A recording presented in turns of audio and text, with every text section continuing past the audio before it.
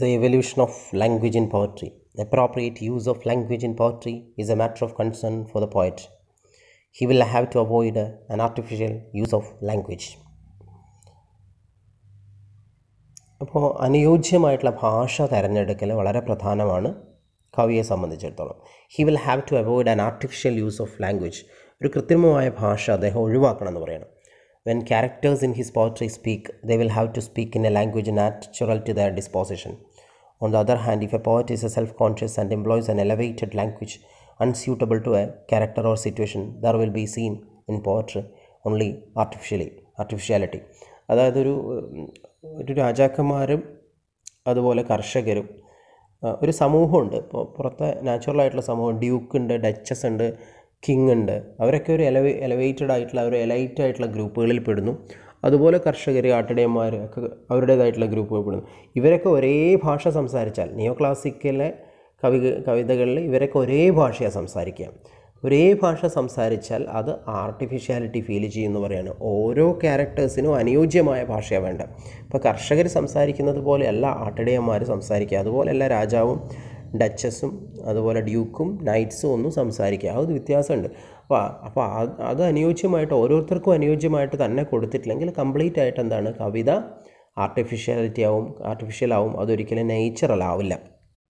On the other hand, if a poet is self-conscious and employs an elevated language unsuitable to a character or situation, there will be seen in poetry only artificiality. കഥാപാത്രത്തിനും സാഹചര്യത്തിനും അനുയോജ്യമല്ലാണ്ട് ഒരു ഉദാത്തമായിട്ടുള്ള ലാംഗ്വേജൊക്കെ കവി ഉപയോഗിച്ച് കഴിഞ്ഞാൽ അതൊരിക്കലും എന്താവില്ല, അത് പൂർണ്ണമായും അത് artificiality തന്നെ ഉണ്ടാവുള്ളൂ. പിന്നെ ഒരിക്കലും എന്തല്ല, അത് നാച്ചുറൽ ആവില്ല. The feelings of the characters, when rightly expressed, will take care of the evolution of language in a poem. The passions of the characters, their feelings, will make a poet to choose a right type of language with the suitable literary devices such as symbols, images, metaphors, similes, etc. അപ്പം കഥാപാത്രങ്ങൾക്കും സാഹചര്യങ്ങൾക്കും അനുയോജ്യമായിട്ടുള്ള അലങ്കാരങ്ങളൊക്കെ എടുത്താണ് ഉപയോഗിക്കേണ്ടത് കവി. അവയ്ക്ക് ഒട്ടും suitable അല്ലാത്ത ചില കാര്യങ്ങൾ അല്ലെങ്കിൽ ഒട്ടും സൂട്ടബിൾ അല്ലാത്ത അലങ്കാരങ്ങൾ സൂട്ടബിൾ അല്ലാത്ത സാഹചര്യത്തിൽ സൂട്ടബിൾ അല്ലാത്ത കഥാപാത്രത്തിന് കൊടുക്കാൻ പാടില്ല എന്ന് പറയണം. The second section, the poet talks about the functions of a poet. The second section of the preface deals with the function of a poet, the concept of poetic pleasure and the superiority of a poetry over other branches of knowledge. അപ്പം ഇതിൽ വേർഡ്സ്വർത്തിൻ്റെ concept, കവി എന്തായിരിക്കണമെന്ന വേർഡ്സ്വർത്തിൻ്റെ concept ഇതിൽ ചർച്ച ചെയ്യുന്നു. മറ്റുള്ള അറിവിൻ്റെ മറ്റുള്ള ശാഖകളിൽ നിന്നും കവിതയുടെ മേൽക്കോയ്മ, ഇതാണ് ഇതിൽ കവി ചർച്ച ചെയ്യുന്നത്. A poet is a man speaking to men and he writes poetry to communicate his thoughts and feelings to his readers. ഒരു ദന്തഗോപുരത്തിലിരുന്നു കൊണ്ട് അല്ലെങ്കിൽ ഒരു ഐവറി ടവറിലിരുന്നു കൊണ്ട് ആർക്കും മനസ്സിലാവാത്ത രീതിയിൽ കുറേ വരികൾ എഴുതി വെക്കുന്ന വ്യക്തി ആവരുത് കവി. അദ്ദേഹം പറയുകയാണ്, poet is a man speaking to men, ആളുകളുമായി സംവദിക്കുന്ന വ്യക്തിയായിരിക്കണം കവി. And he writes poetry to communicate his thoughts and feelings to his readers.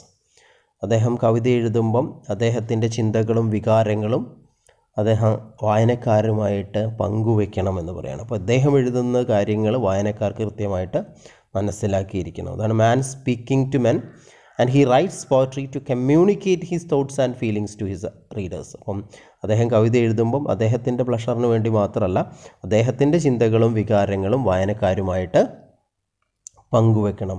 He is endowed with more lively sensibility, enthusiasm and tenderness, and therefore his reaction to the external object and people around him will greater than that of others. അദ്ദേഹത്തിന് പിന്നെ lively sensibility ഉണ്ടായിരിക്കണം എന്ന് പറയാം. More lively sensibility എന്ന് പറയുമ്പോൾ എല്ലാവർക്കും വൈകാരികമായിട്ടുള്ള അല്ലെങ്കിൽ വികാരമുണ്ടാകും. പക്ഷേ അത് കവിയുടെ വികാരം എന്ന് പറയുമ്പോൾ കുറച്ചും കൂടെ കൂടുതലാണ്. His reaction to the external object and people around him will be greater than that of others. മറ്റുള്ളവരെക്കാട്ടും വസ്തുക്കളിൽ അദ്ദേഹത്തിൻ്റെ ഇപ്പം ഒരു പിന്നെ നമ്മൾ വീണപൂവ് കുമാരനാശാൻ്റെ കണ്ടു, അത് വീണ് കിടക്കുന്ന കാണുമ്പം ഐശ്വര്യം ഭൂമിയിൽ സ്ഥിരമല്ല എന്ന് കുമാരനാശാൻ അതിൽ പറഞ്ഞു തരാണ്. ഗ്ലോറിയൊക്കെ ഏത് നിമിഷവും അസ്തമിക്കും. അത് കാണുമ്പോൾ അപ്പോൾ ചെറിയൊരു സംഭവം കാണുമ്പം അതിൽ പിന്നെ വളരെയധികം സെൻസിബിൾ ആവാൻ കാണുന്ന, അപ്പോൾ പൂ വീണപ്പം കുമാരനാശാന് തോന്നുന്ന പോലെ, അല്ലെങ്കിൽ നമ്മളുടെ പുറത്തുള്ള ആർക്ക് എന്തെങ്കിലും സംഭവിക്കുമ്പം കവിക്ക് തനിക്ക് സംഭവിക്കുന്ന പോലെ തന്നെ അത് തോന്നുക. പുറത്തുള്ളൊരു വ്യക്തിയുടെ സന്തോഷം അത് തൻ്റെ സന്തോഷമായി കവി കാണുന്നു, അവരുടെ ദുഃഖം തൻ്റെ ദുഃഖമായിട്ട് കവി കാണുന്നു. നമ്മളിപ്പോൾ കുട്ടികളൊക്കെ പിന്നെ കളിപ്പിക്കുമ്പം കുട്ടികളൊക്കെ ആയിട്ട് മാറാറുണ്ട്. പക്ഷേ കുട്ടികളായിട്ട് മാറുമ്പോഴും നമ്മൾ പുറത്തുനിന്ന് ഒരാൾ വരുമ്പോൾ നമ്മൾ പറയും അത് ഞാൻ ഇവൻ്റെ കൂടെ കളിച്ചതാണ് എന്ന് വെച്ചാൽ നമ്മളപ്പം ആ ഒരു പിന്നെ എന്താ പറയുക, നമ്മളുടെ ഒരു അഹംഭാവമുണ്ട് നമുക്ക്, അല്ലെങ്കിൽ ഞാൻ കുട്ടിയല്ല എന്നുള്ള അഹംഭാവമുണ്ട്. പക്ഷേ കവി അങ്ങനെയല്ല. കവി ആ കുട്ടീൻ്റെ കൂടെ കളിക്കുമ്പോൾ പൂർണ്ണമായും കുട്ടിയായിട്ട് മാറുകയാണ്.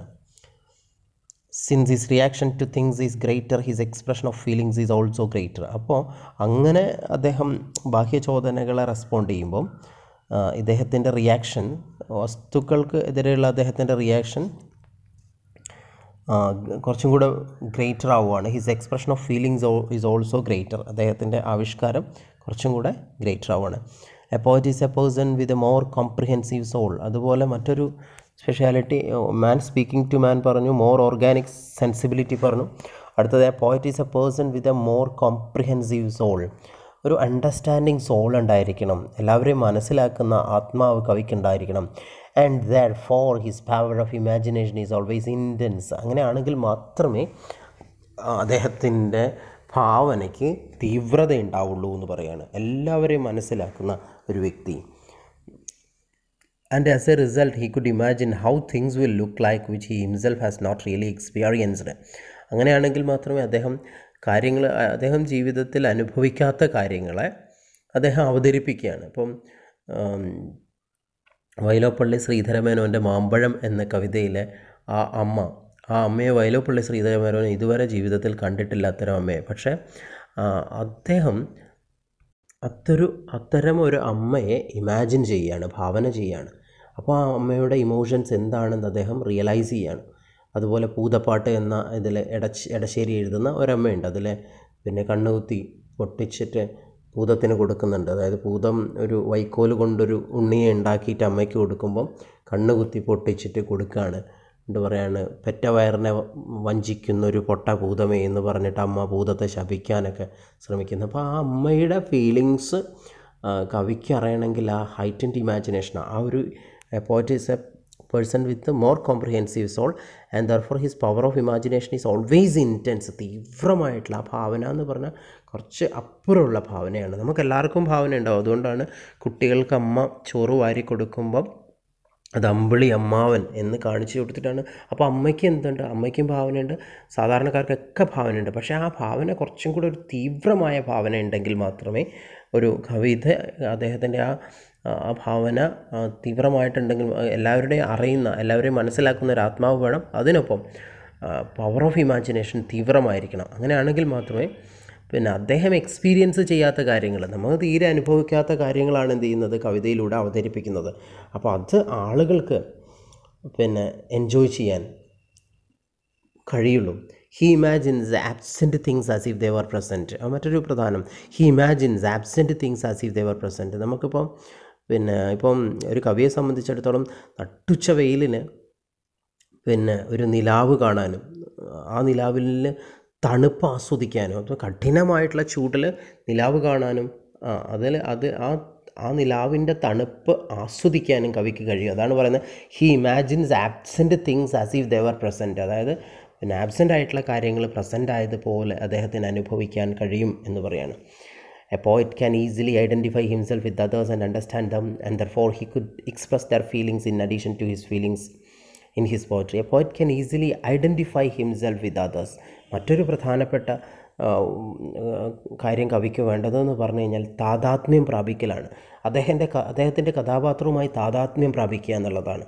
അപ്പം നേരത്തെ പറഞ്ഞ പോലെ വൈലോപ്പള്ളി ശ്രീധരമേനോൻ്റെ അമ്മ, മറ്റേ മാമ്പഴം എന്ന കവിതയിലെ അമ്മയും മറ്റേ എടശ്ശേരി ഗോവിന്ദ നായരുടെ ഭൂതപ്പാട്ടിലെ അമ്മയും ഒക്കെ കവിയായി മാറുകയാണ്. അപ്പം അപ്പോൾ ഷേക്സ്പിയർ ഇപ്പോൾ ഒഥല്ലോ എന്ന നാടകം ചെയ്യുമ്പോൾ ഒഥല്ലോ എന്ന കഥാപാത്രമായി ഷേക്സ്പിയർ മാറുകയാണ്. അതേപോലെ തന്നെ അതിലെ ഏറ്റവും ഷേക്സ്പിയറുടെ ഏറ്റവും നൊട്ടോറിയസ് ആയിട്ടുള്ള വില്ലൻ എന്ന് പറയുന്നത് പിന്നെ ഇയാഗോ ആണ്. അപ്പോൾ ആ ഇയാഗോ ആയിട്ട് ഷേക്സ്പിയർ മാറുകയാണ്. അത്തരത്തിലുള്ള ഒരു മനുഷ്യൻ എങ്ങനെ പ്രതികരിക്കും, എങ്ങനെ ബിഹേവ് ചെയ്യും? ആ സമയത്ത് പൂർണ്ണമായിട്ടും ഷേക്സ്പിയർ ഇയാഗോ ആണ്. അതായത് പിന്നെ ഇയാഗോ എന്ന വില്ലനെ ക്രിയേറ്റ് ചെയ്യുമ്പോൾ ഷേക്സ്പിയർ ഇയാഗോ ആണ്, പൂർണ്ണമായിട്ടും മാറുകയാണ്. അതാണ് ഐഡൻറ്റിഫൈയിങ് ദ ക്യാരക്ടേഴ്സ് എന്ന് പറയുന്നത്. താതാത്മ്യം പ്രാപിക്കലാണ്. ആ കഥാപാത്രവുമായിട്ട് താതാത്മ്യം പ്രാപിച്ചിട്ടാണ് എഴുത്തുകാരൻ എഴുതുന്നത് പൂർണ്ണമായും. അപ്പോൾ അത്തരത്തിലുള്ളൊരു താതാത്മ്യം ഒരിക്കലും കഥാപാത്രത്തിനെ പുറത്തു നിന്നല്ല കവി നോക്കിക്കാണുന്നത്. അത് കവിയുടെ ഉള്ളിൽ തന്നെ, കവി തന്നെയാണ് ആ കഥാപാത്രമായി മാറുന്നത്.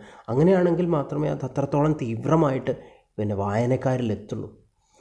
ഒരിക്കലും പിന്നെ ഇയാഗോ എന്നുള്ള വില്ലൻ ഷേക്സ്പിയറുടെ ഏറ്റവും നൊട്ടോറിയസ് ആയിട്ടുള്ള വില്ലനാണ് ഷേക്സ്പിയറുടെ 37 നാടകങ്ങളിൽ.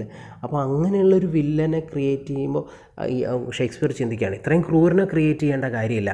കാരണം പിന്നെ അത് ആ ഇതിൽ തന്നെ വില്ലൻ ജയിക്കുകയാണ്. അത് വേണ്ട, പിന്നെ നാട്ടുകാർക്കൊക്കെ ഒന്നും എന്താ പറയുക, ഈ ഒരു പോയറ്റിക് ജസ്റ്റിസ് ഉണ്ടായിക്കോട്ടെ, വില്ലൻ ജയിക്കേണ്ട എന്ന് കവിക്ക് തോന്നുകയാണെങ്കിൽ അവിടെ പിന്നെ ഇയാഗോ മരിച്ചു എന്ന് പറയാം നമുക്ക്.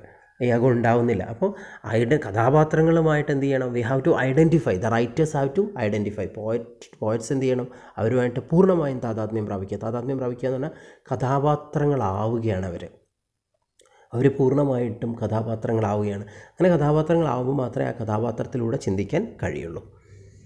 കഥാപാത്രത്തിൻ്റെ ചിന്തകൾ, അവരുടെ ചിന്തകൾ കഥാപാത്രത്തിൻ്റെ ചിന്തകളാവുകയും ചെയ്യുന്നു. And therefore he could express their feelings in addition to his feelings in his poetry. അപ്പം ഈ താതാത്മ്യം പ്രാപിക്കുന്നതുകൊണ്ട് ഇപ്പോൾ ഒരു ക്രൂരനായിട്ടുള്ള വ്യക്തിയാണ് പിന്നെ എഴുത്തുകാരൻ അവതരിപ്പിക്കുന്നതെങ്കിൽ, അല്ലെ കവി അവതരിപ്പിക്കുന്നതെങ്കിൽ, കവി പൂർണ്ണമായും ആ ക്രൂരനായിട്ടുള്ള വ്യക്തിയായി മാറുകയാണ്. അയാൾ എങ്ങനെ ചിന്തിക്കുന്നുവെന്ന് ആ എഴുതുന്ന സമയത്തിൽ അവരുടെ ഫീലിങ്സ് എന്താണ്, അവരുടെ പ്ലഷർ എന്താണ്, അവർ ചിലപ്പം ക്രൂരതയിലായിരിക്കും അവർക്ക് പ്ലഷർ കിട്ടുക. ആ സമയം കവി പൂർണ്ണമായിട്ടും അവരായിട്ട് മാറുകയാണ്. അദ്ദേഹത്തിൻ്റെ ഫീലിങ്സൊക്കെ മാറ്റി വെച്ചിട്ട് പൂർണ്ണമായിട്ടും പിന്നെ കഥാപാത്രത്തിൻ്റെ ഫീലിങ്സ് അവർ പൂർണ്ണമായും ഐഡൻറ്റിഫൈ ചെയ്യുകയാണ്. The joys of nature, the joys of life and the joys of others he feels for himself and expresses them in his poetry. പ്രകൃതിയുടെ സന്തോഷം, അതുപോലെ ജീവിതത്തിലെ ആനന്ദം, അതുപോലെ മറ്റുള്ളവരുടെ സന്തോഷം, അതൊക്കെ കവിയുടെ സന്തോഷമായി മാറുകയാണ്. എന്നിട്ടോ അവയൊക്കെ കവിതയിലൂടെ കവി അവതരിപ്പിക്കുകയാണ്. Quite evidently in such a mental makeup his power of expression and communication is sharpened, and therefore he presents his thoughts, ideas and emotion precisely in his poems. അപ്പോൾ ഇത് മാത്രം പോരാ, ഇതൊക്കെ ഒരുപാട് എക്സ്പീരിയൻസും ഒക്കെ കിട്ടിയ ഒരു കവിയെ സംബന്ധിച്ചിടത്തോളം